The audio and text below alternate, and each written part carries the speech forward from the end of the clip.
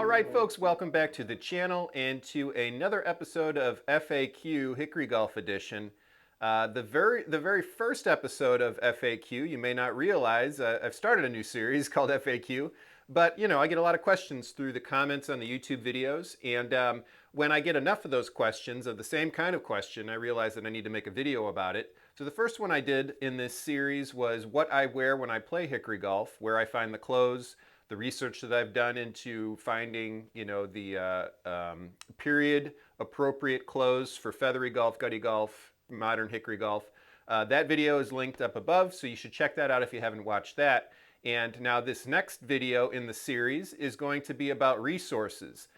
In the last week, I've had two different people ask me about essential books that they can find to help them identify the clubs that they come across and also determine the value of those clubs.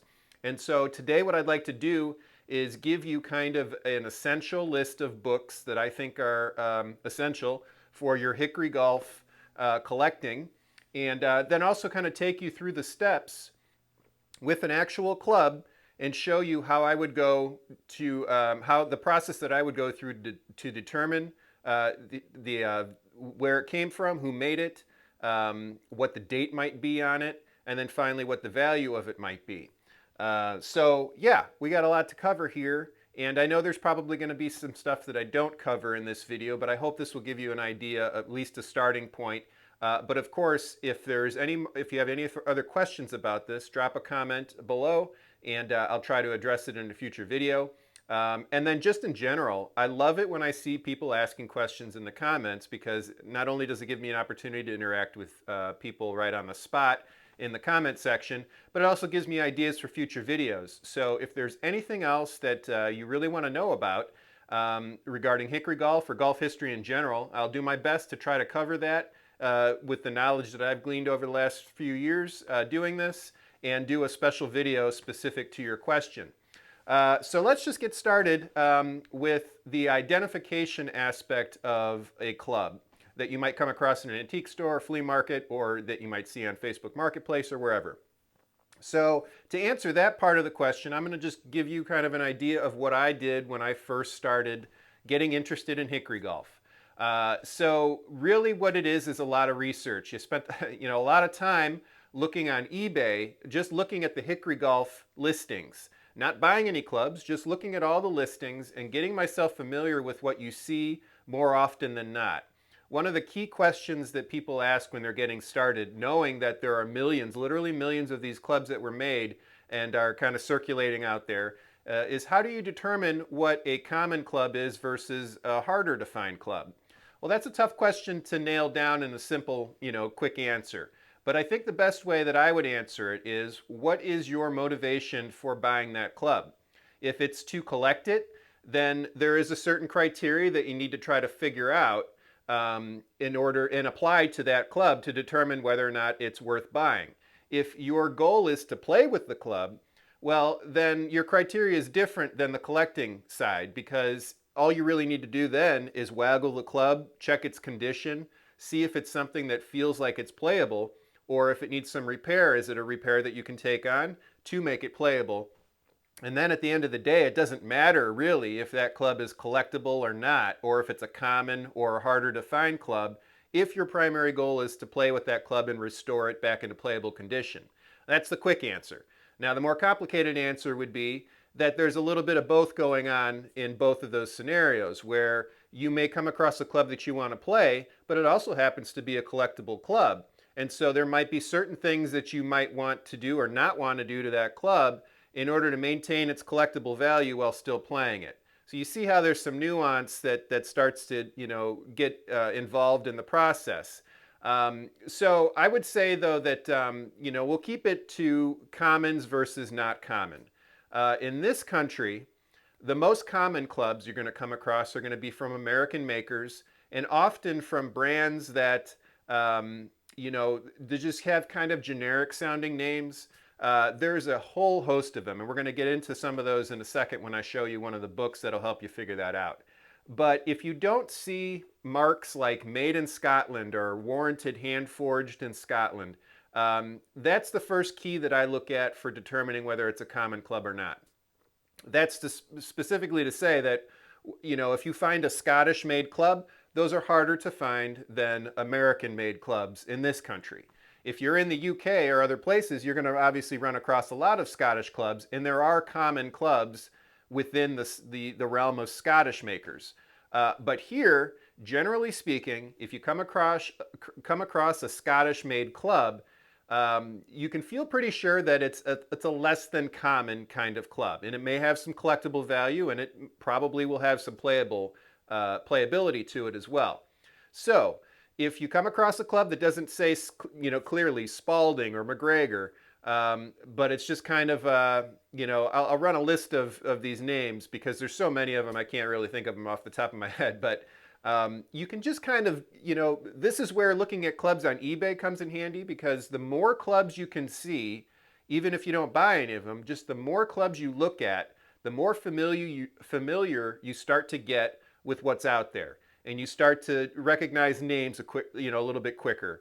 And you start to realize that certain, larger makers also made these economy lines, and you can start to recognize those clubs quicker and say, oh yeah, I know that's a Spalding made this, but it's an economy line club, so unless it's a good player, I'm really not interested in it from a collectibles perspective. That's the kind of logic you start to, go through once you become more familiar with what's out there. So I spent a lot of time looking at eBay listings. And when I started to get more comfortable with the clubs, and it really started to kind of get the itch to buy some clubs, I took the leap and I bought some off of eBay. And I didn't buy them from buyers that I would buy from today. So that is to say that I didn't really get very good players. I was primarily trying to find clubs that I could play with and work on. And so those clubs actually became pretty good to work on, because what you'll find when you're starting out is if you buy a dud and it's just not a good playable club, well, at least it's an experiment for you to learn some repair techniques on. So that's what those first clubs that I bought off of eBay became. And then I realized that I enjoyed it. And this is kind of a blanket statement I'll say over all of this stuff. You can get in the weeds with all the resources you buy, with all the clubs you end up buying. I know many of you are new collectors, and you're bitten by the bug, and you're buying everything you find, which is exactly how I did it as well. And I'll just say this from experience, that you can easily spend a lot of money doing all this. So kind of take it slow to start. Take it from somebody who didn't really take it slow, and just ease yourself into this. And so a good way to do that is to educate yourself first before you buy, because then you won't end up buying things that you may eventually regret. And you can put a positive spin on anything you buy and say, well, it's a learning experience. I'll gain something from buying that club even if I don't play it. But just to save you just a little bit of grief, I'll go through what I think is the ideal kind of step by step to getting yourself interested and then educated about hickory golf clubs and how to identify them and their value. So the very first book that we're going to talk about is this one, and I think this is the first book that anyone interested in hickory golf should find. It's relatively easy to find and mostly affordable when you do. This is Collecting Antique Golf Clubs by Pete Georgety. And you're going to see that Pete Georgety is the common denominator to all the books, pretty much all the books that I'm going to show you today. He's done extensive research into this, has been, collecting clubs for 40 plus years. He's the expert. You talk about the guy who wrote the book. This is the guy that wrote the book on collecting antique golf clubs for hickory golfers. And basically all of the books that he has here are meticulously researched. They're not complete. There's always going to be information that he didn't have at the time. But for the most part, it's a good starting point, and it's going to get you going in the right direction. So speaking of going in the right direction, read this book cover to cover, and then probably read it again. I'm still reading this book and learning things about clubs that I come across, because I may not have been interested in a specific club that I found originally, or that I came across in this book, but then I end up finding an example of that down the road, and I'm like, oh, I remember seeing that in this book, and now this will give me some information about that. So really, this is kind of get you familiar with all the terminology you're going to come across, all the different varieties of club faces that you might see, different patents that are out there that are collectible. And then the key to this is collecting antique golf clubs. So Pete's going to talk about aspects that make these clubs collectible, more so than other clubs you may come across. And he'll also identify ways to, differentiate between unique clubs and clubs that you're just going to find quite a bit. So again, I'm going to reiterate myself or repeat myself quite a bit in this video, but I just want to hammer home that seeing as many clubs as you possibly can before you really start pulling the trigger on buying them is pretty much key, because it'll save you from buying a club that you think is unique only because you just saw it for the first time. And if you see more clubs, you'll start to see those common clubs more frequent, and you realize, oh, that club that I thought was unique really isn't that unique. It's not worth the money that they're asking me to pay for it.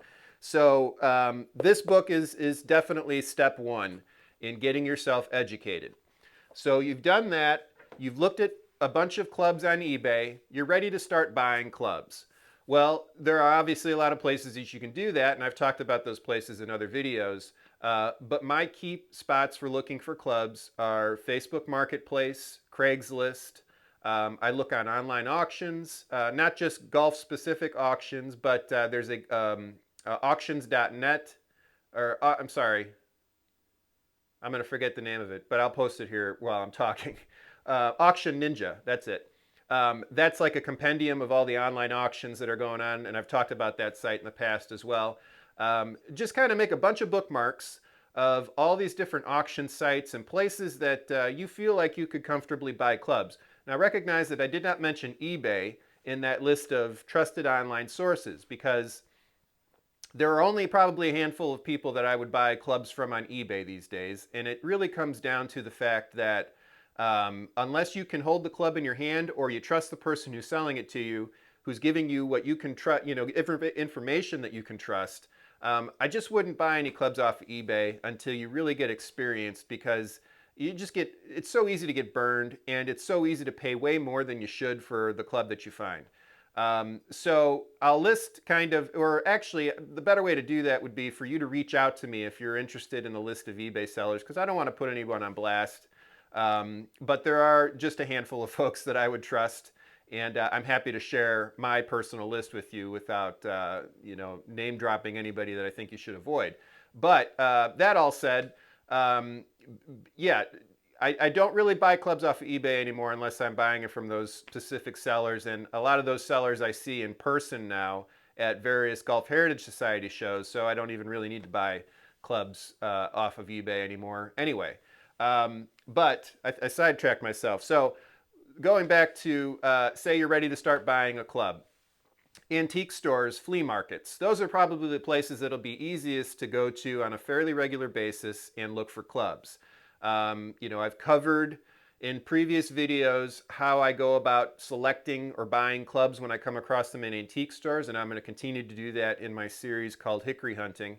But the gist of it is that if you frequent antique stores, like mostly antique malls or antique centers, depending on what part of the country you live in, those places are the ones that I think are worth checking most frequently, because they're multi-vendor stores that will, often have new inventory coming in from those vendors going to estate sales and picking up stuff and bringing it into their booths. So your chances of finding an antique or a hickory club in an antique store are probably highest in antique malls, just because of the rate of turnover of inventory. So check those places. And let's say you find a club, and this is where we'll use our example. So say you're walking through an antique booth and you come across this guy. So you kind of waggle it, and it, it's like, wow, this is pretty interesting. It's got a grooved face here, and I now recognize that from reading this book, where there's a couple pages about deep groove clubs, and we'll get into that in a second. But you start, you're picking up on some of the things that you're noticing as being potentially unique or interesting. So you've got a deep groove face here. It looks like the stampings are pretty good. You don't recognize who this is because it doesn't say specifically who the maker of this club is, but you see that there's enough information here with the markings, and on the sole as well there's some writing, that it's a pretty good starting point. You think you could probably figure out who made this club just based on these symbols that you're seeing on it. That's from the collectible perspective. Now, from the playability perspective, you give it a bit of a waggle and you feel like, wow, this actually has some pretty good weight to it. I feel like I could probably play with this club. You check the condition, you look at the shaft, you see, does it have any cracks in it? If it does, is it a crack that I think I could fix? I've got a whole repair series that'll help you figure that out and do those repairs. But just, using your eyes in the store, take a look at the club, see if it feels like you could salvage the shaft. What's it going to take to make this playable again? Check the shaft up here, right under the grip, and see if there are any markings that might help with the identification of what the club is. Check and see if the shaft is straight. Look at the grain. See if the grain lines are tight. Does that mean, that's indicative of a stronger shaft if it's got a tighter line structure? Those are all the things that I kind of go through real quick when I pick a club up. And so we've done that with this club at this point, and we're like, yeah, this is worth buying, I think. You've hopefully had, some idea of what you're willing to spend on a club. Most of the time when you come across these clubs in antique stores or flea markets, you're going to end up paying less than what the actual book value of the club is, but we'll talk a little bit about the nuance with that too when we get there. But this is kind of where it's arbitrary. Value is a relative term depending on, who you're talking to. There is a market that kind of determines baseline what the range of value is for these clubs, but at the end of the day, the value of the club is what you're willing to pay for it. So if you've always wanted a deep groove club like this, and you absolutely have to have it, then you may pay $75 for it or $100 for it even if it's something that you've never seen before and you really want. If you're trying to make a more investment-based decision on what you should pay for a club, that's where, again, where all the education that you're going to be doing comes in, because the more clubs you see and the more prices you see things selling for, the more you can build your own guide for what the market is for this particular club. And if you see a price tag on it that says $100 and you've seen previous sales of clubs like this that only sell for $50, well, then you'd be overpaying for this club, and you have to ask yourself twice, is it really worth buying this club for that price? But generally speaking, I find clubs in antique stores, flea markets, Facebook Marketplace, Craigslist, all the places that I've mentioned, cheaper than what the book value is. And I have kind of some criteria in my head that I go through to determine whether or not it's a club I think is worth buying. So let's say, and I'm trying to remember what this club probably cost me. I found this in an antique store in Topeka, and I'm probably thinking I paid $20 or $25 for this club. So this was early in my collecting career, and $20 to $25 for a club seemed about right. I didn't really have that much of a experience yet in buying clubs to determine whether or not that was, too much or too little, but it felt right. And the big thing for me was I was trying to find a good playable deep groove club, and this had the weight that I was looking for. So $25 or $20, whatever it was an easy sell for me. So you've determined you're going to buy the club, you buy the club, you take it home. Now how do you figure out who made it, what the markings mean, that kind of thing. So that's where the next book we're going to talk about comes in. That's this book, Golf Club Cleek Marks and Trademarks. Again, Pete Georgia, the author. This book, until probably a year and a half ago, was very difficult to find and was out of print. And when you came across it on eBay, you'd be paying about $200 or $250 for it. That was too steep for me as a beginning collector, though I wanted to get my hands on one because I knew there were some clubs that I just couldn't figure out based on my research through eBay and reading this book. So this book now, though, is back in print and much easier to find at this point and much more affordable. There's actually, if you go to Arlie Hall Press, it's AIRLIE Hall Press. That's Pete Georgity's personal publishing company. And that you'll find all the information on the available books that are still in print there. So you can order direct from Pete, I believe. But short of that, you can find these on eBay pretty frequently. This is the second essential book, I think, because really what it is just a list of a compendium of photographs and information that describes what these cleek marks are. That's what the markings are called, cleek marks. And it'll tell you, what the company is associated with those cleek marks, and sometimes it'll tell you a specific date. So this is where you can kind of narrow down, the date range of the club you've got and obviously who made it. You can also use this book, Collecting Antique Golf Clubs. There are a lot of photographs of clubs in here, and so it's possible that, well, actually, let's just do that. So, you can see right away this is a deep groove club. It would be obviously a good starting point to look for the deep groove section in Collecting Antique Golf Clubs, and I've actually got that earmarked here. So on page 45, we see that Pete's got a quick description of deep groove pattern clubs, and I'll just read that real quick. About 1915, deeply grooved club faces designed to impart backspin to the ball were in wide use. They were declared illegal in 1922 and not manufactured after that date. So right away, we know that this club was made between 1915 and 1922, just based on the fact that these were no longer made after 1922 and were deemed illegal. After that, Pete's got an extensive list of all the different types of deep groove face clubs you can come across and the terminology associated with that. So we've got corrugated face, fluted face, rainbow face, ribbed face, rotary face, waffle face. Well, based on all the descriptions there, we can pretty much narrow down what kind of pattern this is, and this would probably qualify as corrugated or ribbed. The most common kind of deep groove club you come across. I'll actually flash a photograph of a waffle face up here right now so you can see a difference.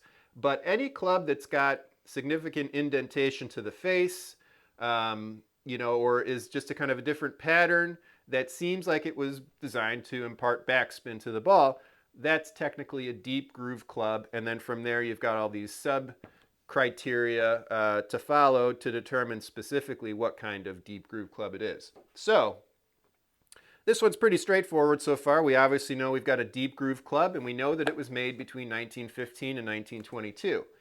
So now we need to look at the specific marks and see if we can narrow down a company.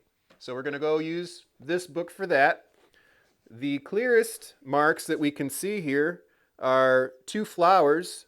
Now we may not know what kind of flowers those are, so we might have to do a little bit of digging through this. There's an index in the back of this book that is extensive, so you could start with flower and see if any of the flower listings in the index match what you see here. If you want to take a guess and say, oh, that looks like a clover or that looks like a rose, well, you can narrow down your search a little bit quicker that way. So let's try that. We'll look for rose and see what we find. So we've got three different pages we can check: 41, 74, and 100. So let's look at 41 first and see if our roses match those roses. Well, so the rose on page 41 is associated with the Robert Condy made club. Obviously different rose than what we're seeing right here on our club. So that's not it. So now the next one, 74. Let's see what that rose looks like. And you'll see pretty quick that makers, multiple makers used the same kind of marks: roses, thistles, hammers, things like that, but each one had a little bit of a difference, and you could kind of figure out based on that who's who. All right, page 74. So we've got a rose associated with McGregor in 1910. Definitely not our rose. So what else do we got? We got one more rose listing here, page 100. So let's see what that brings us to. Okay, so now we're in the 3 or 4 page section about Spalding, and look at that. We've got 2 rose marks, just like the ones on our club, and it's associated with Spalding gold medal. So there's a description here that Pete's got for Spalding gold medal. The Spalding gold medal series of clubs was introduced in 1905 and was available to about 1919. The rose mark, normally 2 roses, was introduced shortly after the gold medal series and was used for almost 20 years. So based on that, Now remember, we've got 1915 to 1922 as our range. Now we've got a more specific date that, about 1919, maybe 1920, because that's when the roses were used until.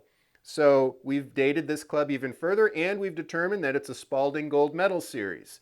We could go further and verify that more by looking up the hammer mark, but that seems pretty definitive to me that, we've got two roses, Spalding Gold Medal. I'm comfortable saying that this is a Spalding Gold Medal Series club from 1919, 1920. So that IDs the club and it dates it. Now, if we wanted to go further, and I encourage you to do this because it's fun, we've got a pro whose name is in this club. So to understand what this means specifically that the club was made for Fred Bell as a club maker. Not necessarily that this was his club, though he may have swung it or he may have used it. It's more likely, though, that he built this club for a member of his club, and Spalding made these clubs for him with his name on them to signify that he was the pro. A lot of times you'll see the pro's name and then the golf course that they're working at that time. That's even more information you can use to kind of define the date range. But in this instance, we'll just look him up. So Fred Bell, and this takes us to the next book, which I think is essential. Actually, next two books. So if you find an American club with an American or with a name on it, it's most likely that it's a North American club maker. So that's where this book comes in handy. North American club makers. This is just an index of all of the professionals that Pete was able to track down through course records and things like that. Mostly 1920s golf professionals, because that's when the records are most plentiful. But you'll find records of pros at the turn of the century, prior to that, especially if they were, more well-known pros who ended up becoming accomplished golfers. So that's really all this book is just a list of names and where they worked. And then at the back, Pete does have some extra information about more notable companies or professionals that are listed in this index. And you'll see that there's more information about those when you find a bolded name in the index here. So very simple. Before I get into that, I'll just mention if you find a Scottish club with a name on it, then most likely it's going to be a UK-based professional, and that's where the compendium of British club makers comes in handy. It's basically just the British counterpart to this book, works the same way. But both of these pretty essential if you're collecting, obviously, both regions' clubs. So let's get back to our example here. We've got Fred Bell Special. Should be pretty easy to look that up. Let's see what we get when we look at Fred Bell. So it's alphabetical, obviously. Bear in mind, too, that one of the things that will help you with this is where you actually found the club. So I found this club in Topeka, Kansas. Likely didn't travel too far from wherever it was made if it's in the middle of the country, or no matter where it goes. You'll run into clubs where it's way further away from wherever it was made, but a lot of times it'll give you an idea. So if you've got a common name like Williams or Bell, and you're trying to figure out, you don't have a ton of information, you might be able to narrow down which Williams or Bell it was based on where you found the club. So let's see where Fred Bell was working. Looks like...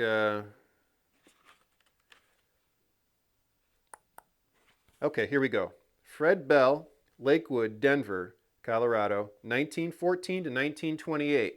So that's a pretty extensive period of time. If we didn't have any other information about who made the club, at least we'd be able to determine that it was made sometime between 1914 and 1928. That's a little vague. You'd like to be able to narrow it down a little bit more than that. But because we've already looked up the rose marks in the trademark book, and we know that the roses were not used after 1919, and that covers, that's within the range of 1914 and 1928, we can say that this club was made for Fred Bell when he was the professional at Lakewood, at Lakewood, I'm sorry, and I don't know what the golf course is, it just says Lakewood. Oh, no, that is the golf course, Lakewood in Denver, Colorado, sorry. Let me start over. So we know that this club was made for Fred Bell when he was at Lakewood Country Club in Denver, Colorado. in 1919, and that it's made by Spalding, and it's part of their Dead Stop series. So we're going to get into that specific when we get into the value range. But that's a lot of information just off of those markings that has helped us figure out who made the club, who it was made for, and when it was made. A lot of times that's as much as you're going to find out about a club. And if you can find that much out about it, I'd say that's great. If it's a player and you want to play with it at that point, take good care of it, enjoy it, and then you can pass that information on to the next person, so that the provenance of where it's from kind of carries along with it. But if you want to try to figure out the value of that particular club, that's where the next book comes in handy. This is the latest edition, the 9th edition, of the Wood Shafted Golf Club Value Guide, again by Pete Georgety. And this is a fairly extensive listing of clubs, but not everything is going to be in here. So you may come across a club every once in a while that doesn't show up in this book. And in that case, what you do is you try to find the closest comparable club to it. So say you find a Mashie Niblick in a particular series, but there aren't any Mashie Niblicks actually listed value-wise in this. Well, then you look for maybe the Mashie, or you kind of do a little bit of math, and you say, well, I know that this club, especially if this is a Niblick, if you find a Niblick and they only give a listing for a Mashie, generally speaking, Mashies are more common than Niblicks. Mid-irons are more common than Mashies. Mashie Niblicks are about as hard to find as Niblicks too sometimes. So you can kind of get a range of value based off of that. If you've got a range for the Mashie, or if you've got a value associated with the Mashie, but you have a Niblick, then you could probably add a little bit to the value cited for the Mashie because you know the Niblick is harder to find. So that's, very general, not true across the board, but generally speaking, you're going to find more mid-irons than Mashies, more Mashies than Mashie Niblicks, and then more, of everything than Niblicks. You're going to find putters most of all. Everybody's got putters all over the place, so those are easy to find. Anyway, let's get back into this. So we know that this is a Spalding gold medal, and we know it's deep groove, obviously. So we've got a lot of information right off the bat to use this guide. And I'll underscore guide. This is not the gospel truth of what the club is worth. This is simply just an idea of what it's worth. And the prices in this book, as Bob Georgety will tell you, are based on if the club is in pretty much, pristine collector condition. That means that the grip, and not necessarily the grip, but the shaft is certainly original to the head. There's very little, if any at all, rusting or pitting or fading of the stampings. I mean, you're just looking for pristine examples to match what the top dollar might be in this book. Now, that said, this is where the market comes in. The market for golf clubs is constantly fluctuating. So if you frequent Golf Heritage Society trade shows like I do, then you'll see that certain clubs are more popular than others at certain times. And it's kind of hard to see in the moment, but if you look at kind of a range of auction prices and things like that for clubs that used to be really collectible, the market has slipped. Clubs that used to be worth several $100s, maybe 10, 15 years ago, are worth maybe a fraction of that or a quarter of that at this point. So like a lot of things, the value and the range in the market has gone down on these clubs, but there are obviously ones that people are, still find desirable and will pay higher amounts for. So again, it gets back to education. I'm going to repeat myself there. Look at auction results. Look at the eBay sold listings. Don't look at what people are asking for these clubs. Look for what they're actually selling for, and you can toggle that in your results when you're looking at eBay search results. Just toggle it to sold listings and you'll see all the sold prices. And obviously, a lot of times those are going to be less than what the asking price was.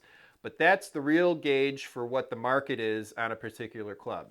And so back to this book, this is a guide. This will give you an idea of what a club is worth. But a lot of times when you go to a trade show and you buy a club, they'll have the book value listed for the price, the posted price, but you'll negotiate with the seller and you'll probably get it for maybe up to half what the value is in this book. So bear that in mind. If you don't want to have a situation where you determine what the value of this club is, based on this book, someone asks you what it's worth and you hold fast at what the price is in this book because you're going to be above market most likely. That's generally speaking. There are obviously, like I said, certain clubs, and I can't name them for you right now because it'd have to, it's a, different scenario situation, but there are particular clubs that are probably going to demand higher value than what's listed in this because they're harder to find or there's a desirability associated with it that wasn't in mind when the prices were listed for this. So I will say that Tom Stewart clubs are probably among the most popular clubs for Hickory golf players. They're obviously collectible as well, and there are people who just collect them. But most of the people that buy Tom Stewart clubs are buying them to play them because they're known as being very good players. So the prices that Pete has for Tom Stewart clubs in here, I think, are a little bit lower than what the market actually demands for those clubs. So when I'm looking at if I have a Stewart that I'm pricing for a trade show, and I know, I actually have done the specs on it. I know that it's got good swing weight. It's, a desirable club from a from a playing perspective. I'll actually put a premium on that club over what the value is in this book because, again, this book is based on if it's, in really good collectible condition. But by my criteria, I think it's harder to find a good condition club that is also a good player. You find a lot of clubs out there that look to be great condition, but they're just not good players because they have poor swing weight or they're just light in general or whatever the case may be. So I put a higher premium on a club that fits what I consider to be ideal playing specs. And that'll often be higher than the value listed in the guide. But most of the time, Pete's prices in here are higher than what the market is, kind of demanding in the moment. And you'll often find clubs sell for 50% less than what the posted price in the book is. Let's get back to our example, though. So we know it's a Spalding Gold Medal deep groove. And this is where it helps to have a little bit of extra information. So we've got the actual series number for this club. Not a trademark, but Spalding and other larger makers would identify their clubs with numbers so that it was, you could tell, in a list or in a catalog rather, what club you wanted to order. So in this case, this is the Dead Stop series, which refers to the deep groove. It says Massey Niblick C54. So that's the head style of this particular club. Now let's check the value guide and see how close we can get to a value for that. So obviously alphabetical order, easy to follow. Spalding has several pages because there are a lot of Spalding clubs out there, and they're chronological. So if you go to the very first page of Spalding, you're going to see their earliest clubs and the earliest lines associated with these clubs. And I'll say too that even if you don't have any of these clubs, read this book cover to cover as well, because again, just like looking at clubs on eBay, you're going to get so familiar with makers, and there's a lot of photos in here as well. You're just going to get a lot of education reading this book and being able to identify clubs quicker when you find them. So anyway, we're going to look through. We know that this isn't one of the earliest Spalding clubs because this dates to the late 19 teens. So we're going to kind of go through a couple pages here and look for clubs listed as the Gold Medal Series. And actually there is this whole section here, Gold Medal Series. And if you remember what we found out from collecting antique golf clubs, the Gold Medal Series dates back from 1919, about 20 years. So pretty much the whole first 20 years of the 20th century were Spalding Gold Medal Series clubs. So there's a lot of them in here. There's a lot of listed. So you got to look a little bit closer at that point, and you'll start to see that some of the familiar marks you've already identified pop up. So you see, Hammer and Rose's cleek marks. It's listed by club as well. So it starts with driver, goes to Massey, Niblick, Niblick putter, that kind of thing. So you just kind of keep working your way through until you find something that looks like it might be your club. And now we see a photograph here of actually a club that's got matching markings. It's got the accurate with the hammer. I'm sorry, with the arrow. It's got the two roses. It even has the hammer marks. So we're pretty sure we're in the right section at this point. And keep looking here. We're starting to see some model names and numbers associated with those clubs. And then we actually have a section for deep groove irons. So we're getting real specific now. We know we've got a Mashie Niblick. We know it's a dead stop series. And look at this. We've got Mashie Niblick, dead stop model C54, ribbed face. We know that's our club. It says C54 right there. And Pete's got a value of this of $100. So, we know that in the scheme of things, we know in the scheme of things, when you look at the other prices in this book, a lot of clubs are only worth 40, 45, 60. That's their range. This one's 100. So that's kind of a way that you can gauge, oh, this is a little bit harder club to find. This is not common. That's the other way to use this guide, is obviously the higher the price, the rarer it is. And in this case, you could qualify this club as being less than common. So we paid 20, 25 bucks for it. I think we got a pretty good deal. If I was to sell this club in restored condition, I would ask $75 for it. Based on what I see here in the value guide, what I know about it as a player, and then also keeping in mind what I put into it to first of all purchase it and then to get it restored for play. So that kind of gives you an idea of how you build the value range for what you're finding and what you'd be willing to sell it for if you get to that point of the game. So that was a lot of information. I'm hoping I covered most of the question there. We're going to get into some specific books here in a second. But if I didn't cover anything that you really want to know about the basics of identifying, dating, and then determining value of the club, please send me an email or a comment and I'll address those extra questions specifically.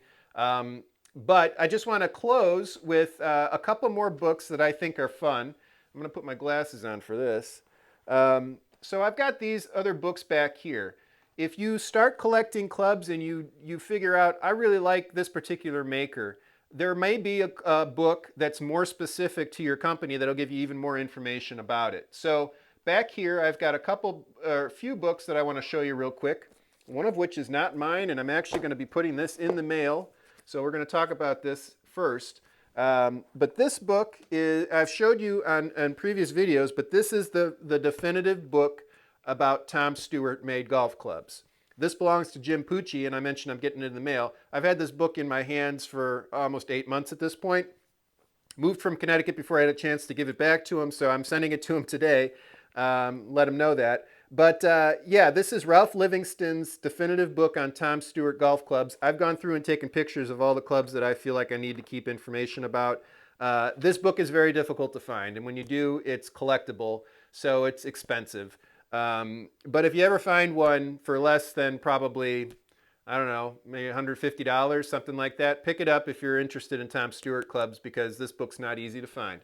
So there's this one. If you're interested in George Nickel golf clubs, well, Roger Hill from Michigan is the expert on nickel clubs and wrote this book. This was also from the same publisher as the other Pete Georgety books. And again, much like the Tom Stewart book, it's got basically the definitive history of George Nickel clubs from the very beginning to, modern day mark. Nickel clubs were made deep into the 20th century, may even still be made today, and I'm not sure. But this is all you need to know about nickel clubs. And there's this one. If you're really interested in Spalding clubs, more specifically, the clubs that Bobby Jones would have used from Spalding, well, this is the book you'd want. This is also a collectible book because of its relationship to Bobby Jones, and it's out of print. But this is great because it has catalog photos from the time frame that Bobby Jones would have been playing with these clubs, the Spalding Crowflight series from the late 20s, early 30s.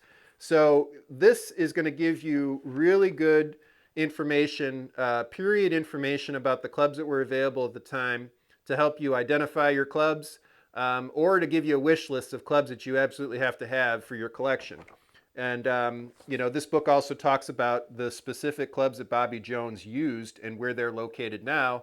There's Tom Stewart clubs in here, obviously Spalding. So this is the definitive book on what Bobby Jones used, and also has some ancillary information for collectors of Spalding Crowflight clubs. Apart from that, we got a couple others I want to show you here. Not this one. These were really popular, basically just catalogs. This is just printed catalogs from, as far back as the author could find on particular makers. So Jim Kaplan edited these books.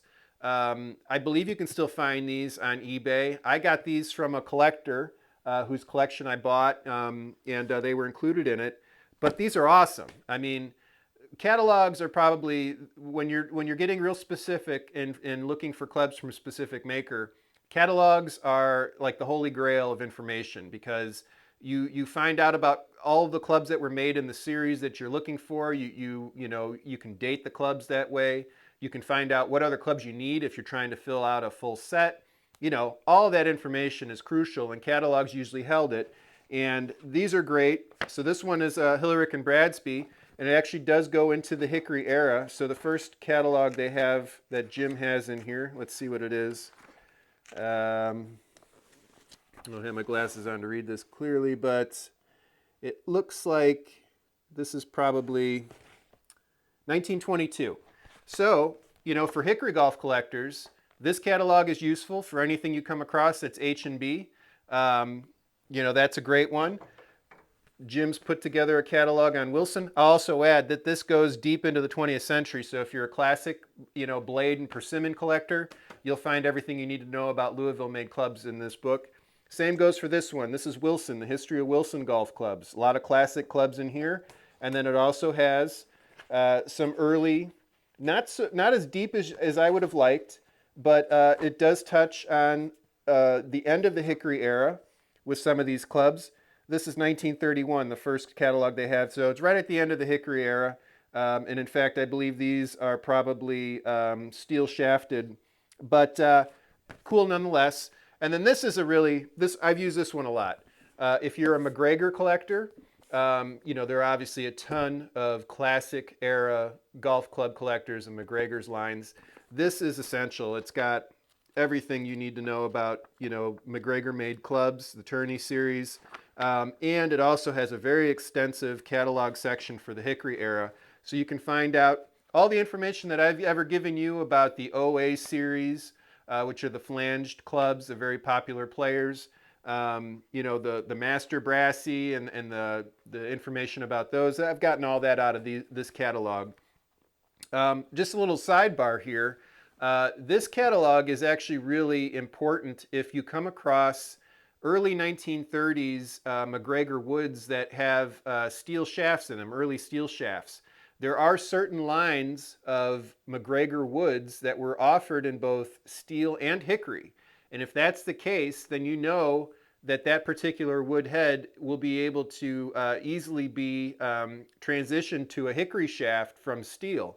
And that's important because the Society of Hickory Golfers has fairly strict limitations on retrofitting woods from steel to hickory. And I might be a little bit more strict than they are, but my criteria for that would be you should only be able to retrofit a steel shafted wood if it was originally offered in hickory. And that would be even like pre-1935. Pre-35 is kind of the cutoff that SOHG uses for determining retrofits. But there are clubs that were offered in the early 30s that may have just been offered in steel. So I don't think pre-35 is enough of a qualifier. I would prefer if it was, by looking at the catalog, if it was offered in hickory, then you can retrofit it to hickory and it's legal for play. But I'm a stickler. I'm a stickler for authenticity with this stuff. And if you have an information source that can actually verify whether or not a particular club was available as hickory or steel, then I think we should follow that in our modern guidelines. But here you see this is cool, that the whole page on the Backspin series, which was McGregor's Deep Groove series to counteract the Dead Stop series from Spalding.